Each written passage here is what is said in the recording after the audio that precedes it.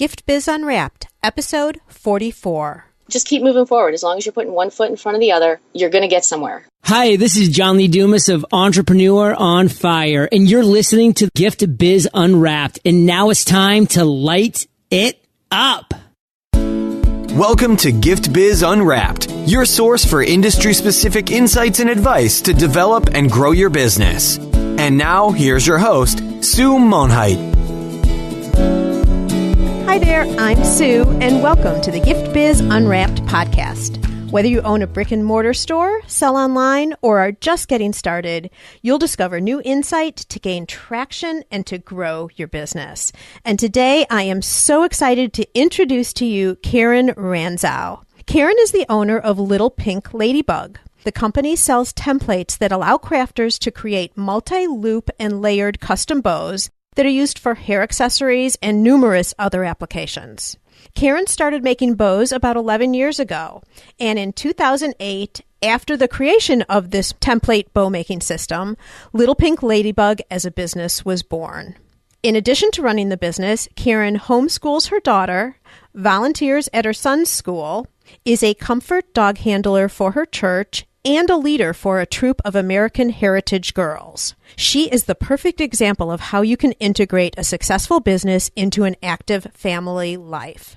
And did I mention she has a wonderful husband, Robert, and 2 dogs?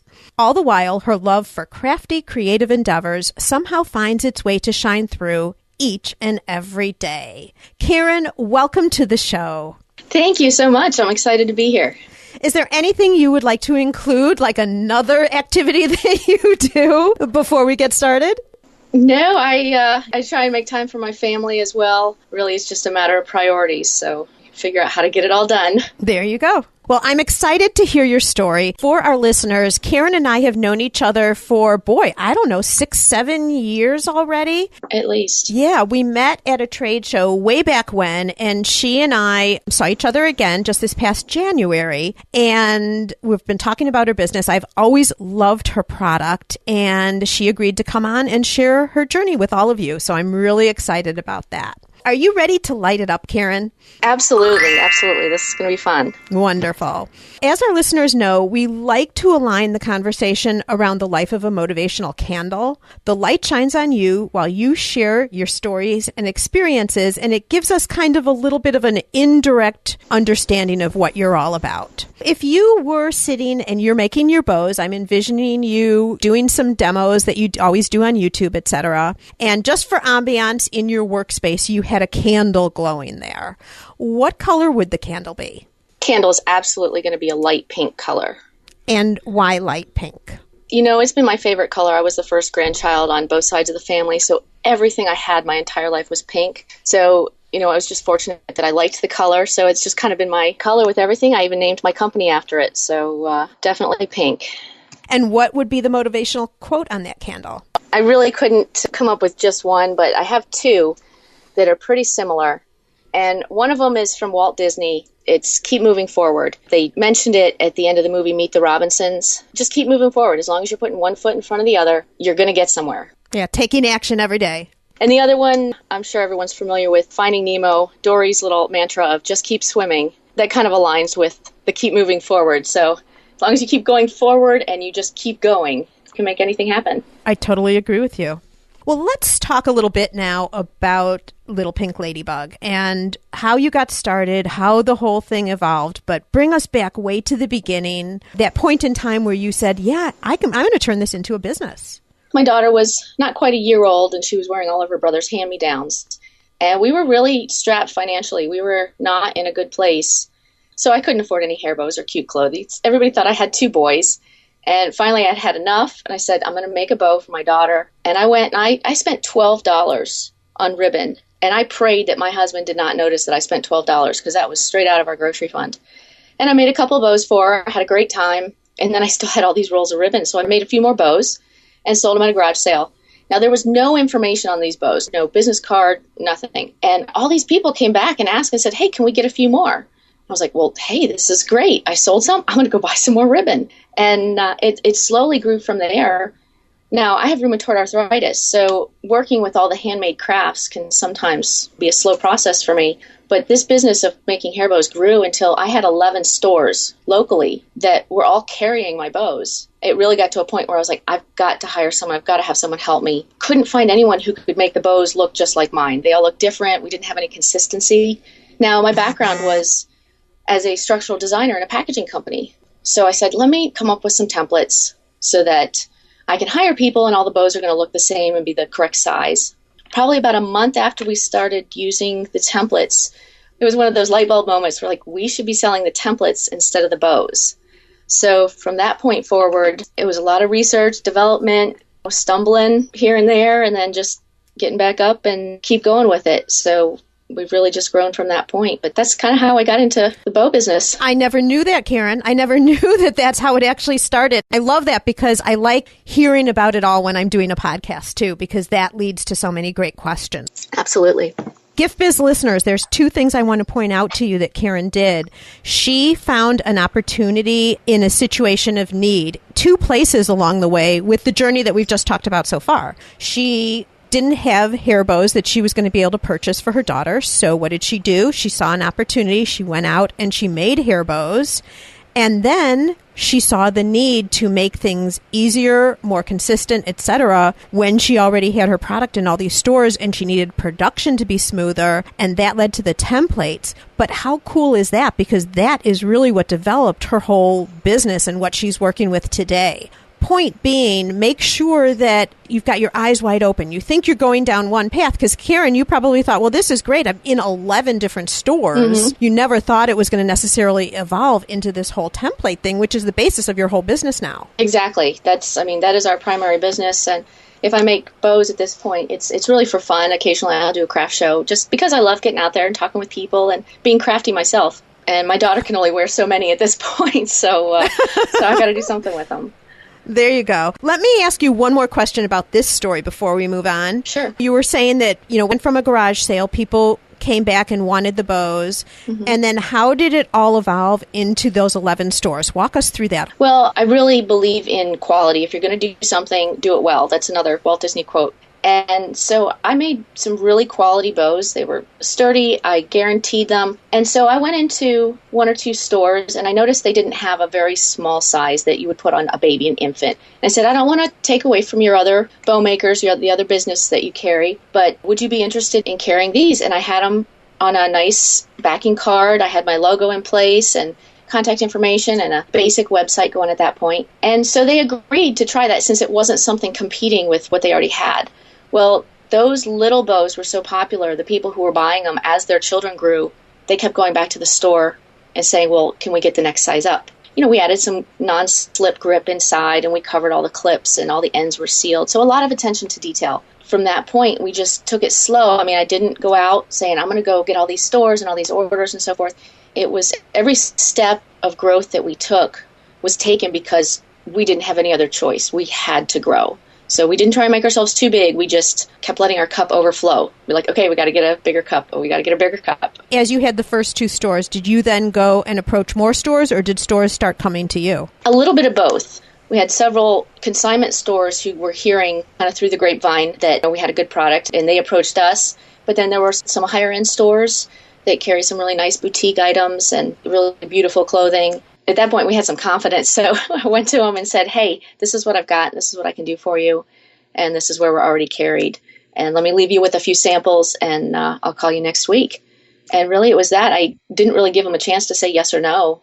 It was kind of like, this is all the great stuff I can do. I'll come back and talk later. It sounds like it was the quality of your product that really got everything started. That really, really played a key role. Yeah, and then as you were in a number of stores, then you have a credibility play as you approach other people too. Yeah, it's going to snowball from that point. Once you get started, if you've got your company and your business started on solid footing, you will really be able to go places. And when you say solid footing, if you had a couple of recommendations for the people who might be listening who are just thinking of starting out, what would be a couple of things that you're saying you need to do this and you need to do this? First and foremost, finances are going to be the backbone of a business. Don't grow too fast. Yeah, of course, I wanted a new computer and I wanted a fancy desk and all these great tools and everything. You can't mistake fancy equipment and great tools for determination and hard work. We said, you know what, we can't afford to buy new desks, and we don't need to keep buying new scissors. All the little tools that add up, they may be $2 or $3 a piece, but you know, you can spend a couple $100s on little crafting tools because it looks fun.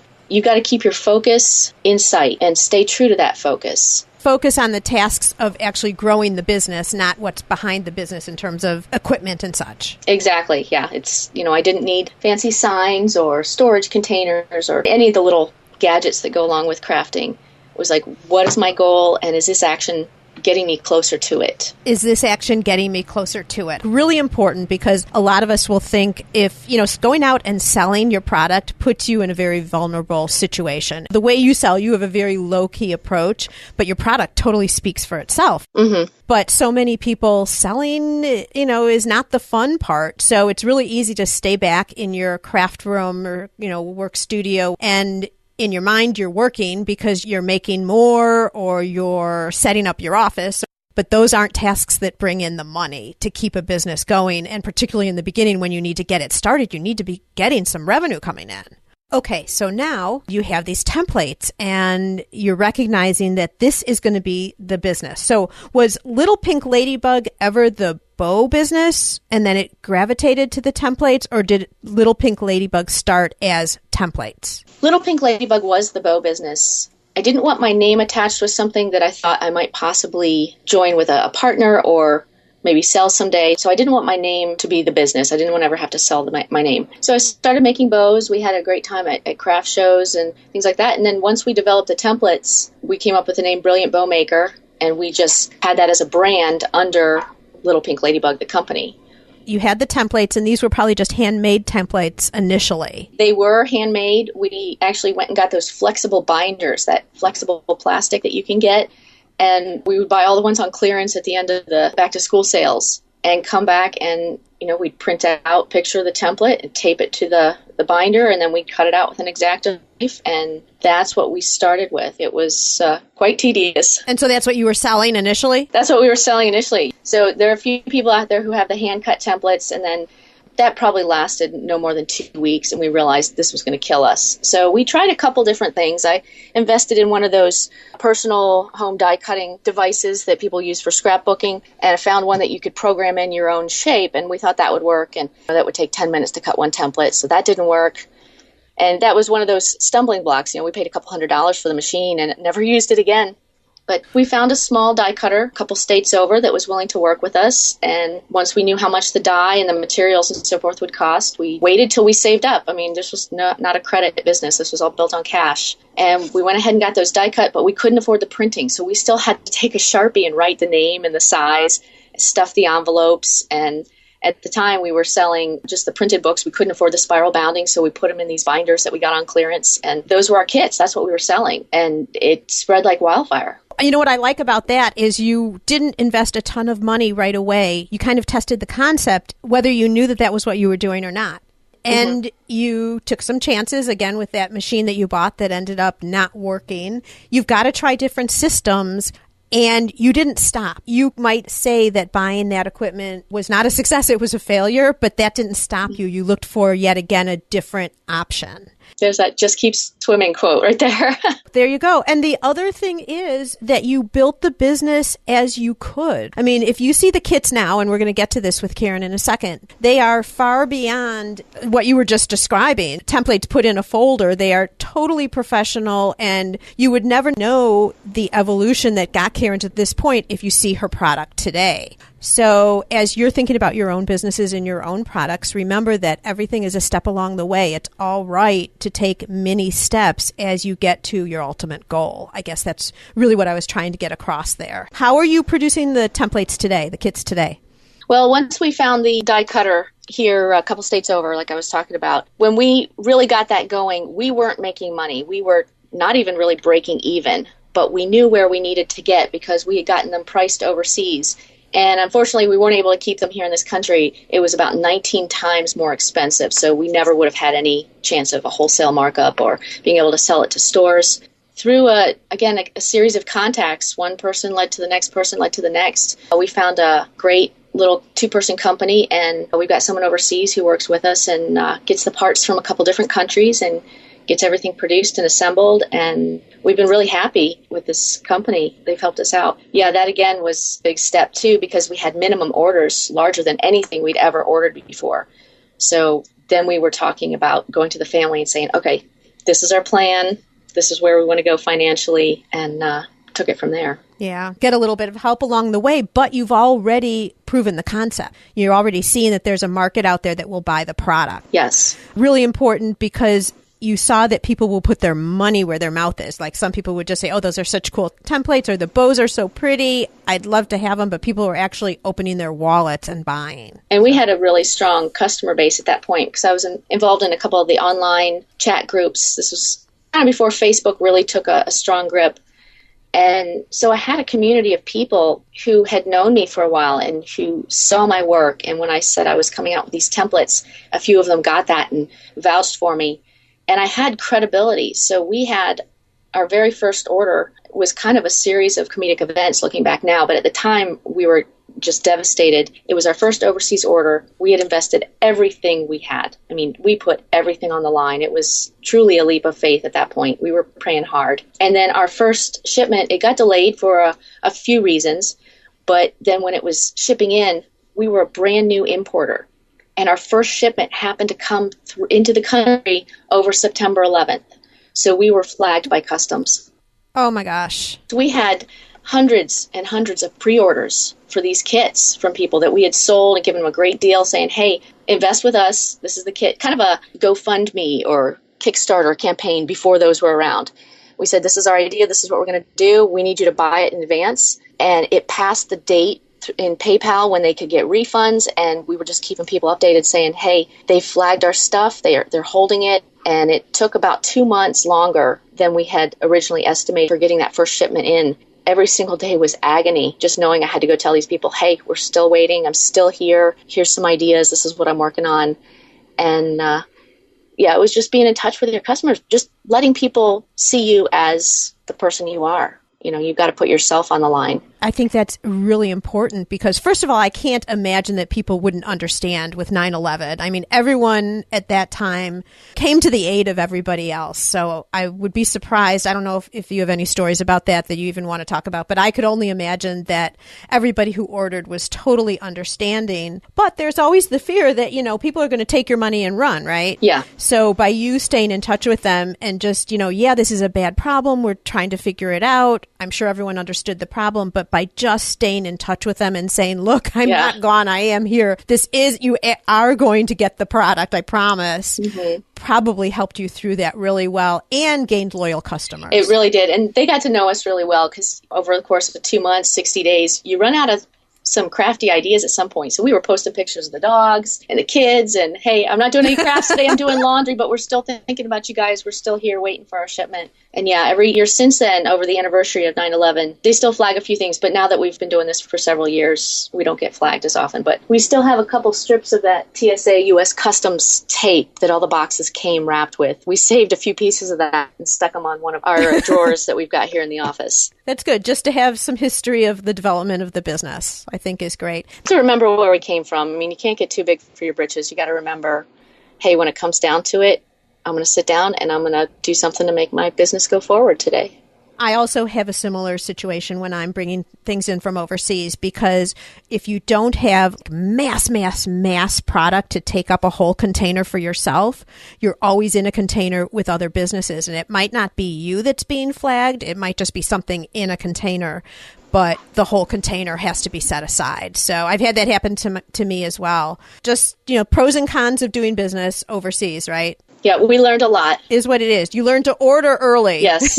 You learn to order before you're totally out. Yes, and the holidays for other countries when things are shutting down and you're not going to be able to get a hold of anybody for a month, it's eye-opening, all the fees and customs and legal work. It can be intimidating at first, but like I said, just a step at a time. Well, you've told us already a couple of challenges that you've had with the business. Was there any other one that you wanted to bring up? There's a couple. I look back and they're kind of funny stories now. They really weren't at the time. When I said you really had to just wait for the business to grow as you needed it, we were using our garage as our warehouse. So our very first shipment, we had 6 full pallets, floor-to-ceiling pallets delivered. And we managed to fit them in the garage. And, we took it a step at a time. Things started to grow. And Then one day I got a call from the shipping company and they said, well, we're going to deliver your shipment. Where do you want it? I was like, just put it in the driveway as usual. Put it in the front yard. It's fine. And the driver said, you sure? I was like, yep, go ahead. He said, ma'am, do you understand that you have your own full container this time? Whoa. And I had to stop him. I said, you know what? Please do not leave an entire shipping container in my front yard. My homeowners association would go nuts. And so it was at that point we're like, okay, I need to find a warehouse. I don't know anything about warehousing. Where am I going to go? And I just looked back through some of my contacts. I started calling people. And within an hour, I had a warehouse that not only was perfect for what we needed, but it was also a U.S. Customs station. So if we ever got flagged again, we could get flagged here in our hometown and at least know that we still weren't waiting for cross-country shipping to happen. So that was, it was a little bit of a challenge. It's kind of funny to think about. I was telling him to leave a full-size container in our front yard. I mean, something the size of a semi-truck. It's a good thing he asked that question. Exactly. Some of the other challenges we've had were a little more heartbreaking, but we've really learned our lesson as far as when you're building a business, you've got to love it. And if you don't love it, it's going to be challenging because you are putting everything into it, even sometimes above your children. I remember watching my kids play outside in the backyard one summer, never really getting to play with them because I was building this business. But at the same time, now I'm able to do all the activities that I've got with them because the business doesn't require as much time. And so a few years back, we were exhausted. I mean, we spent a lot of nights going to bed crying. We were tearing our hair out morning till night, just really getting burnt out. And when you say we, you're talking about you and your husband, Me and my husband. Robert. He was a great support. He kind of saw the value in it a couple years in and really started supporting me with the paperwork side of things. And we started working with a company who showed some remarkable interest in either licensing or working with us or kind of endorsing us. And we talked with them quite a bit, sent a lot of samples, brainstormed some ideas. And at that point, we were still kind of naive and trusting. We're like, okay, great, this is the answer to our prayers. And we kind of just let go of the momentum and the effort that we were putting into it because we were just so ready to hand this over to somebody who already had the distribution channels and the sales force in place. And that was really our mistake because they took a few of our ideas. They didn't really steal anything, but they decided to make their own product. And contact was immediately cut off. We didn't hear from them.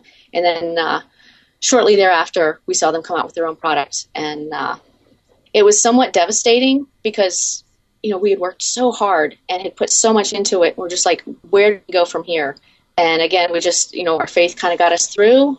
We just kept doing what we were doing, what got us going in the first place, just one foot in front of the other, keep going with the small sales, get our name out there, work with people directly. So we recovered and we're stronger for it. We learned a good lesson there that you are ultimately in charge, and until you're cashing a check at the bank, nothing's a done deal. Wow. You always are surprised when big businesses and companies come in and do that because you always wonder, was that their intent all along? And as small businesses, especially in the homemade crafting industry, the best thing you can do to insulate yourself against that type of a situation is exactly what Karyn did. We were just talking about how she was communicating and talking with her customers all through the 9/11 and the delay of product situation. Unfortunately, people can knock off products. It just can happen. And at this last show, I actually was talking with someone who gave me the legality behind it. And the conclusion is that no product is really ever safe, no matter how much paperwork you have. Certainly you should have all of your paperwork, patents or the licensing, trademarking, all of that. But people who are really intentional do have a way around pretty much anything.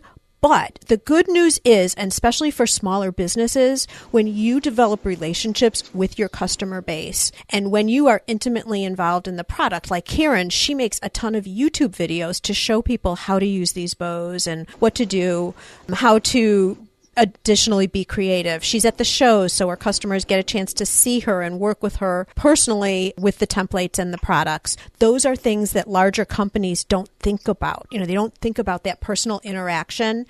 As people, we gravitate to those that make us feel good. And by nature, you want to support a business owner who's made you feel good, who has a quality product. And that's the way we all keep our business in situations like this. Being in a relationship with your customers and communicating with them on a regular basis pays way more reward than you might initially think.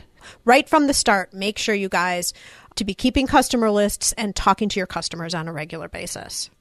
You definitely want to stay accessible, because I've run into a lot of people who've come back and said, oh, hey, I bought this bow kit and I never opened it up. And I'll sit them down immediately and be like, hey, let's make sure you know what you're doing. I let them understand a little bit about me, that I'm overcommitted. I've got family. I've got a messy craft room. I've got piles of laundry. And, it's a matter of priorities. It's like, okay, you know what? I'm going to spend 15 minutes, do some crafting, just have fun, rejuvenate for a little bit, and move on. So I just want to make them feel, hey, you're not alone in this. We're all running crazy these days. So just to let them see that you're a real person too, and you understand what they're going through, that connection is going to solidify a bond, whether it's just a friendship or a customer or vendor relationship. It makes a difference. Totally agree, Karyn. Good input. Thank you for sharing that. All right, moving on a little bit. What have you found in terms of promotions or events that you do that help move the needle, that bring you in new customers, sell more product, any of that? A lot of times what we found, it's going to some of the larger shows. They're great, but I'll tell you, the city I live in now has a huge influx of bow makers because we've kind of inundated the area. But being able to get out even to the next city over or an hour away, getting the attention of those new customers really makes a huge difference, because not only will you get the customers that are there directly talking with you, but you'll get their friends that when they go home and tell their friends, hey, check this out with me. This looks like fun. Why don't we try it? And it kind of causes these little explosions, because then they'll tell their family who may live across the country, and you'll see a little bit of growth, somewhere else. Right. So it's really just staying in front of people on a personal level. So we're definitely finding the videos are helping. We found an opportunity at the state fair where if you did a demonstration on the stage, you could have a booth for free, which is a couple $1,000s at the state fair. So we took advantage of that. We just took advantage of any chance we could to get in front of people, which is probably why we were so exhausted. Any chance we had, you jump on it and you move quickly. That's being fast and flexible is going to help you maneuver faster to your goal. Wonderful. Yeah, seeing the opportunity and jumping on it, taking action. On the customer service end, what do you do to make sure that your customers know that you appreciate them and that they're valued? Well, we really try to stay on top of the emails and the contacts that we get. So we email a lot of customers directly, especially the ones who, they don't see us as a big company. They see us as, hey, this is my friend Karyn. I'm going to email her back and be like, hey, can you show me how to use the templates? So we really try and take the time to work with each person as an individual, as if they were, my sister or my neighbor asking me for a little bit of advice, and take that time. And it does take a little bit more time, but we found we have such a great relationship, and it really builds from that point, because word of mouth is huge. I mean, any business I've tried, usually within 2 years of just word of mouth with a good product and good customer service, and you're just going to be exploding. So the one-on-one contact with the customers who email us, sometimes we'll include a little note with someone if we've, talked back and forth with them, or they've mentioned something in a post on Facebook about their family. We just try and take notice, and we'll put a little note in that says, hey, I hope you're feeling better, have fun with the kit, and just to recognize them as a person and not a number. All goes back to relationships. That's everything. Everything is built on relationships. Well, let's move now into the reflection section. Karyn, what is one trait that you feel you've had kind of for your whole life that you are really tapping into now to build the business and really make you successful? Well, I'll admit this trait is a double-edged sword, but I am a perfectionist. And my husband can tell when I'm really tired because I get worse, a little more OCD on the details. But just in a business sense, the details can make or break you. We're selling the bows in the beginning. It was the little details, covering the clips, which is not a huge thing, but people didn't like the big metal clip showing when they put a hair bow in a baby's hair.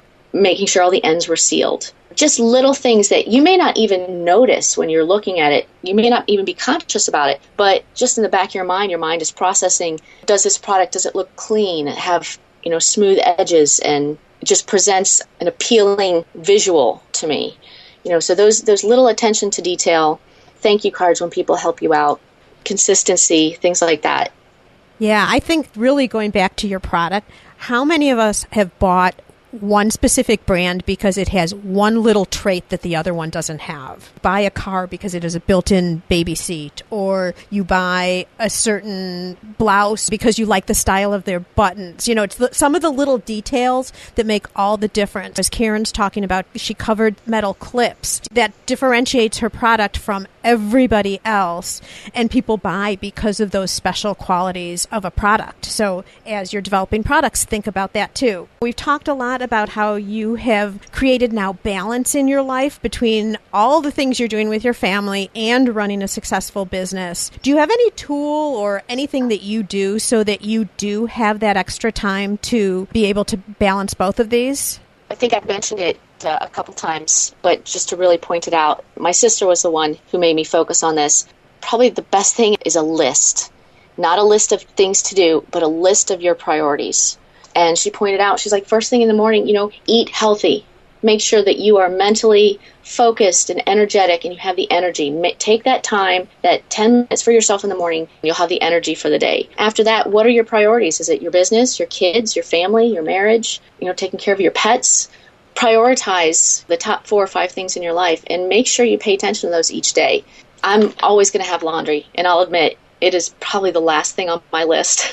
Even now when I have time to do it, you've got to grab life while you've got it and focus on what is your top priority that day. So does your priority list change each day, or you just keep your overarching priorities and just keep an eye on them?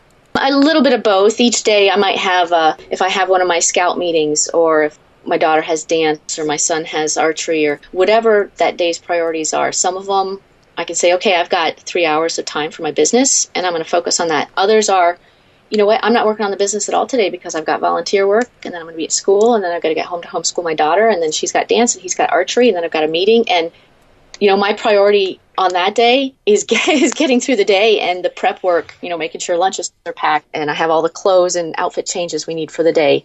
So it does change a little bit, but you've always got to make time to take care of yourself, physically, mentally, spiritually, because if you don't have any more to give, and you are always giving to your customers and your clients, you are going to slowly slip downhill and lose that attention to detail.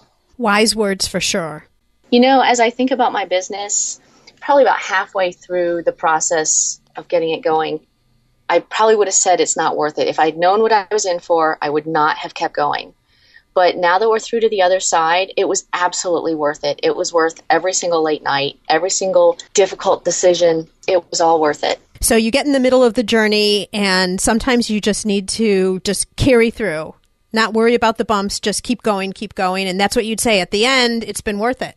The end is really still the middle, because I know you keep going and keep evolving. Just like Dory, just keep swimming. There you We've go. learned a lot along the way, and we've got some bumps and bruises, but every single thing we've gone through has made us stronger, and we've kept our faith and worked together, and just follow your dream. Karyn, what book have you read lately that you think our listeners could find value in? There's a couple that I refer back to, and all of them seem to be along the lines of selling techniques and personal improvement. I'm trying to think of a couple of the titles that I've had, but things like the 7 Secrets of Success, and I think there's one, the Little Red Book of Selling. And really all of them have kind of said the same thing that I've been referring to today, is just making that personal relationship. People love to be noticed. They love to know that they're important and that they've made a difference. And all of us really want that acceptance and that love. And when you're around somebody, I don't care if it's a waitress or someone checking you out at the grocery store, you'll notice that if you feel good around that person, you're going to keep talking to them. And that really makes a difference. So Gift Biz listeners, just as you're listening to the podcast today, you can also listen to audiobooks with ease. I've teamed up with Audible for you to be able to get an audiobook just like one of the 2 Karyn is recommending for free.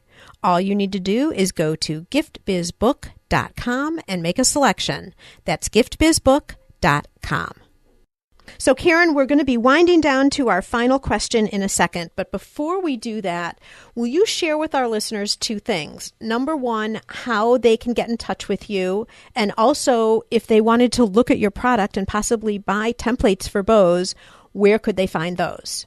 Fastest way to get a hold of me, especially business-wise, is going to be through my website, which is www.littlepink.ladybug.com, because when we check email, we get hundreds a day. The first ones we check are the website comments. We do check Facebook. We try and get on there at least once a day, but I'll be honest, sometimes that's not the top of my priority list. Okay, and what stores are your products in that people could go out and take a look? We're actually carried by a lot of larger distributors, so we do have access to a lot of the mom and pop stores. So if you don't see us in a smaller local craft, or you can definitely ask, because chances are the owner is familiar with one of the distributors that carries us. We were picked up by Hobby Lobby. They've been really, really good to us as far as working with a small business. We didn't know anything about order quantities and case packs and barcodes and all kinds of little details, and they've really been good to us and helped us out quite a bit. So those are some of the big ones, and then I know there's quite a few online as well. Wonderful. And they can also go directly to your website, too. Absolutely, yeah. They can go directly to our website and ask us questions first and find links to some of the videos and get information that way. Perfect. And Gift Biz listeners, if you're out walking your dog, doing your laundry, unlike Karyn's doing right now, remember you can always go to the show notes page and we'll have all the links there ready for you. All right, Karyn, we are ending now with my Dare to Dream question for you. I'd like to present you with a virtual gift. It's a magical box containing unlimited possibilities for your future. This is your dream or your goal of almost unreachable heights that you would wish to obtain. Please accept this gift and open it in our presence. What is inside your virtual box? Well, I think the first thing that I'm going to find in that box is a gift certificate for someone to help me organize my craft room and kind of keep my house under control because, like I said, that's not one of my priorities. I don't enjoy doing it. And, it's just one of those things that has to be done. If I could get that out of the way, I love to craft and create. I love doing demonstrations with people. And the chance to travel, haven't really had a chance to just travel around, but just to be able to travel and see the sights and do some exploring that way. But at the same time, combining that with my business where I'm able to teach a few classes here and there and meet with people one-on-one. I absolutely love what I do. I love sharing it with other people. And then to be able to combine that with kind of a world tour at the same time, that would be amazing. Fabulous. So what, if you were envisioning one place in the world where you could go, what would it be? I lived in North Carolina when I was younger, and we lived pretty close to the coast. So I'd say probably definitely somewhere warm with sand and some ocean.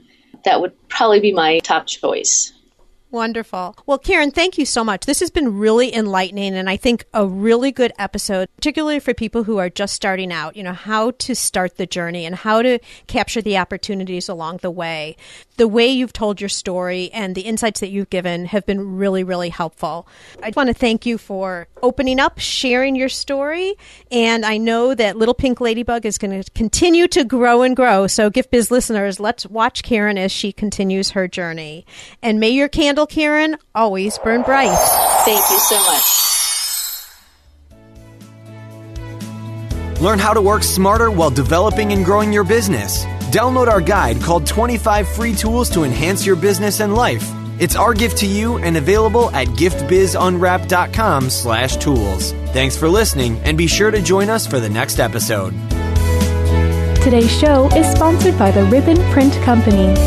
Looking for a new income source for your gift business? Customization is more popular now than ever. Brand your products with your logo or print a Happy Birthday Jessica ribbon to add to a gift right at checkout. It's all done right in your shop or craft studio in seconds. Check out theribbonprintcompany.com for more information. Would you like to be on the show? Or do you know someone who can provide valuable insight from their experiences? If so, we'd love to hear from you. All you need to do is submit a form for consideration. You can access the form at giftbizunwrapped.com/guest. That's giftbizunwrapped.com/GUEST.